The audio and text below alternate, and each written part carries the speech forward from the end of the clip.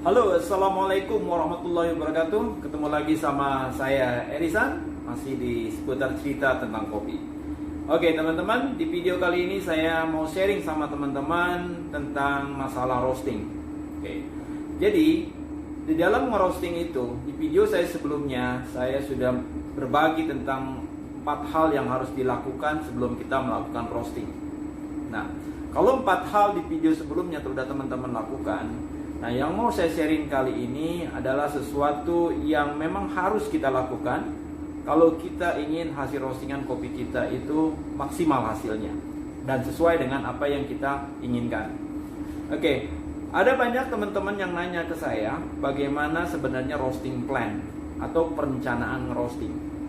Oke, nah sebetulnya perencanaan itu bukan hanya di dalam dunia roasting, tetapi dalam hal lain pun kita harus punya perencanaan. Seperti halnya hidup kita, apa yang harus kita lakukan dan bagaimana kita melakukannya, dan juga goal apa yang ingin kita capai. Nah, itulah perencanaan namanya. Nah, di dalam roasting, kalau teman-teman ingin menghasilkan hasil roastingan yang maksimal, berkualitas bagus, dan pastinya dinikmati sama pelanggan, maka dalam roasting harus punya perencanaan yang disebut dengan roasting plan. Nah, di video ini saya mau sharing sama teman-teman apa saja sebetulnya yang harus direncanakan pada saat kita mau merosting. Nah, perencanaan ini perlu dilakukan baik itu kopi yang sudah teman-teman biasa roasting ataupun kopi yang baru teman-teman dapatkan, atau baru varietas baru lah, atau jenis kopi baru yang masuk ke dalam roastery teman-teman. Nah, perencanaan ini selain juga membantu kita untuk bisa menghasilkan hasil yang maksimal, pastinya sebuah perencanaan itu kan harus didata dan ditulis atau di-record ya. Buat teman-teman yang sudah punya mesin roasting yang menggunakan software, nah ini juga software fungsinya hanyalah sebatas penyimpan data dari sebuah perencanaan yang kita buat. Nah, jadi software, kalau pengalaman saya, ini tidak membantu kita bisa menghasilkan kualitas kopi yang maksimal, tetapi membantu kita untuk mendata perencanaan yang kita buat itu sudah pasti. Nah, jadi data yang tersimpan di software, baik itu Artisan maupun Cropster atau aplikasi lainnya, itu hanya sebatas membantu kita supaya kita jangan lupa, supaya data kita itu tersimpan dengan rapi, sehingga pada saat kita mau ngerosting, kita tinggal menggunakan data tersebut. Nah, tapi ini buat teman-teman yang mesin roastingnya atau pada saat ngerosting masih melakukan manual, satu hal yang paling tidak saya rekomendasikan dalam proses merosting adalah jangan menggunakan filling. Ya, karena banyak sekali saya mendapatkan cerita atau sharing-sharing dari beberapa teman-teman junior ketika mereka berdiskusi dengan teman-teman atau senior-senior roasting yang lain, itu ada sebagian mengatakan kalau mau ngerosting yang enak, gunakanlah feeling kalian atau rasa kalian. Ya, feeling memang bisa berguna, bermanfaat pada 1 atau 2 kali kita ngerosting. Tetapi dalam roasting yang jumlahnya banyak, maka perencanaan atau data itu penting buat kita. Nah, oke, dalam merencanakan sebuah roasting atau roasting plan, apa saja yang mesti kita cantumkan? Oke, baik, yang pertama adalah charge temperatur atau temperatur masuk atau temperatur kita memulai pada saat kita mau roasting. Ya, jadi teman-teman mesti rencanakan dulu di temperatur berapa teman-teman akan memulai merosting. Pastinya ini harus disesuaikan dengan kondisi green beans yang teman-teman punya. Ya, misalkan kadar density-nya, kadar air, ya, terus juga processing-nya. Ini harus mengikut ke sana, harus menjadi salah satu rujukan atau salah satu indikator ketika teman-teman mau menentukan temperatur charge-nya atau temperatur masuknya. Itu yang pertama. Yang kedua, di dalam roasting plan yang harus teman-teman cantumkan adalah berapa lama teman-teman mau ngerosting, atau disebut juga roasting time. Ya, apakah teman-teman mau 9 menit, 10 menit, 12 menit, atau dalam roastingnya agak panjang 15 menit sampai dengan 18 menit. Nah, jadi teman-teman harus merencanakan berapa lama teman-teman mau roasting itu, ya, supaya teman-teman ini tidak kelamaan juga tidak juga terlalu sebentar. Ya, karena roasting time itu harus kita tentukan dari awal supaya kita mampu mengontrolnya dari awal sampai dengan akhir. Ya, jangan hanya mengikuti melihat warna atau apa, tapi roasting time ini penting.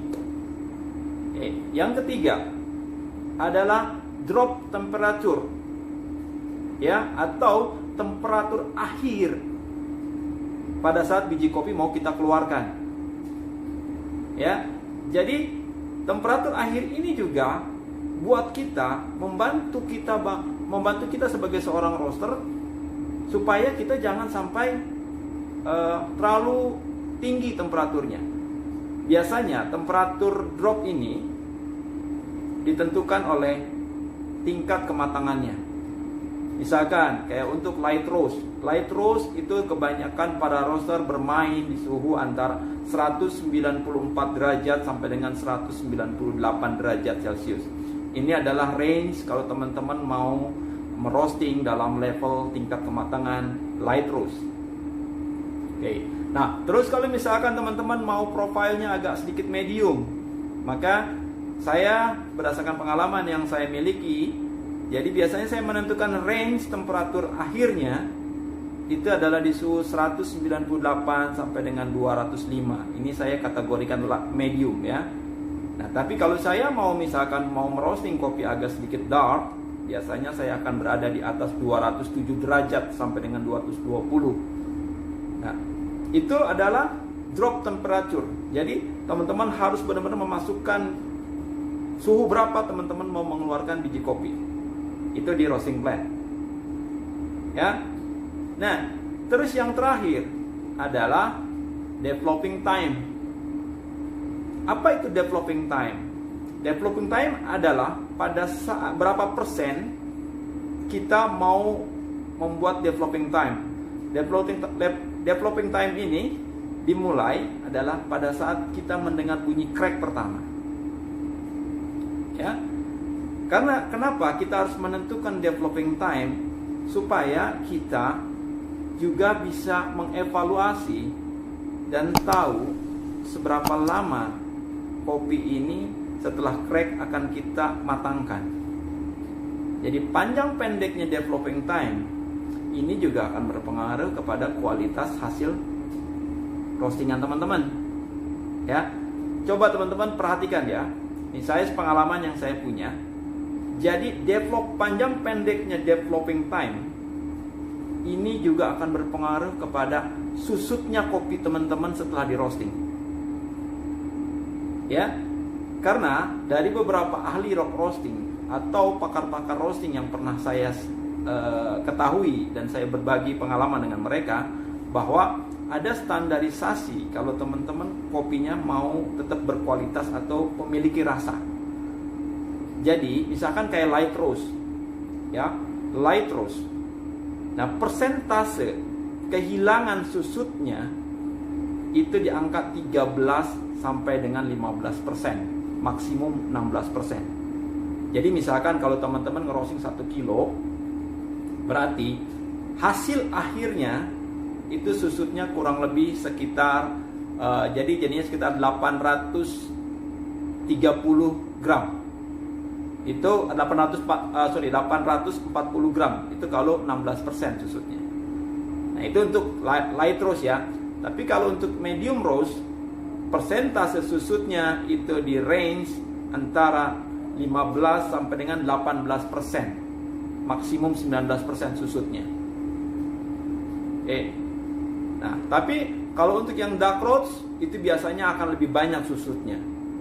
Karena kenapa? Semakin panjang developing time, maka kadar air yang ada di dalam biji kopi yang pada saat kita roasting Kan standar kadar air ketika kita mau merosting itu antara 10 sampai dengan 12%. Ini kadar air yang terkandung di dalam biji mentah.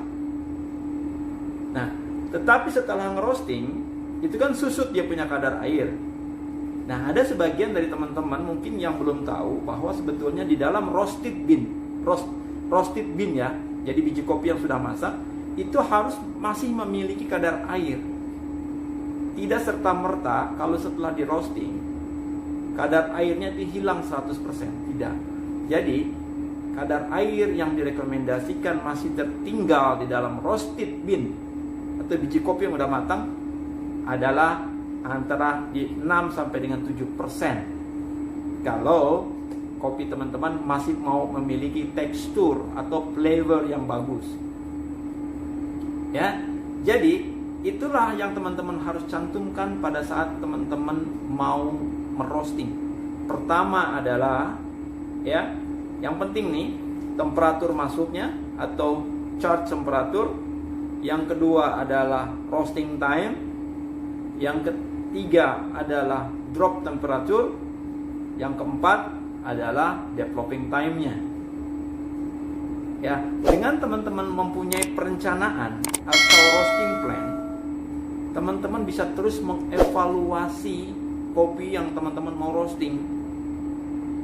Nah, jadi misalkan, ternyata kalau saya memulai dengan suhu seperti ini hasilnya kurang maksimal, maka teman-teman bisa merubahnya. Ya, jadi biasakan dalam roasting itu harus dilakukan perencanaan dulu baru memulai merosting. Ya, jangan mengandalkan feeling kita. Karena saya sendiri sampai hari ini ya, walaupun saya di dunia roasting udah cukup panjang sekali, 15 tahunan lebih, tapi saya masih menggunakan perencanaan roasting pada saat saya mau merosting. Karena saya nggak mau mengandalkan feeling saya. Ya, 1 atau 2 kali mungkin saya masih bisa mengingat apa yang saya lakukan sejam sebelumnya atau 2 jam sebelumnya, saya masih bisa mengingat. Tapi kalau sudah dalam kontinuitas yang panjang, yang banyak, saya bisa lupa langkah-langkah yang saya sudah lakukan. Nah, jadi buat teman-teman semua, please silakan buat perencanaan merosting supaya hasil roastingan teman-teman bisa maksimal dan bisa terus bersaing di dalam dunia perkopian yang semakin ketat ini. Ya, selain bukan hanya bersaing di dalam finansial, tapi juga bersaing di dalam jenis mesin roasting, ya, terus juga alat-alatnya, kualitas biji kopi. Jadi terus tingkatkan kemampuan teman-teman dalam menghasilkan hasil roasting ini yang maksimal. Sekali lagi, gunakan perencanaan roasting yang baik supaya teman-teman bisa menghasilkan kopi yang maksimal. Oke teman-teman, sekian itu dulu yang saya bisa sharing di video kali ini. Mudah-mudahan video ini bisa bermanfaat buat teman-teman dan bisa teman-teman praktekkan sehingga teman-teman bisa menghasilkan hasil roastingan yang maksimal. Sampai ketemu lagi di video Erisan selanjutnya. Assalamualaikum warahmatullahi wabarakatuh.